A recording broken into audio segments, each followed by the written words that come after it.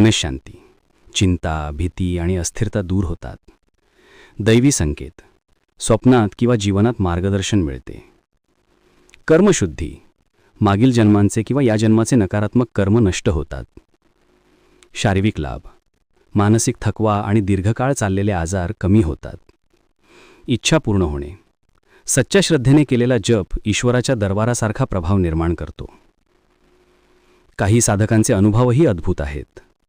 उदाहरणार्थ, एका साधकाने श्री स्वामी समर्थ मंत्र 1.25 लाख वेळा जपत नोकरी मिळवली.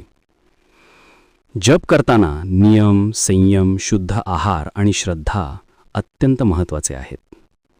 हसत खेळत किंवा नजरेने जप करणे फलदायी होत नाही. 1.25 लाख मंत्र जप हा फक्त शब्दांचा खेळ नाही, तर आत्मा आणि दैवी शक्तीशी जोडणारा एक सेतू आहे. जीवनात सकारात्मक बदल हवा असेल तर आजपासून जप सुरू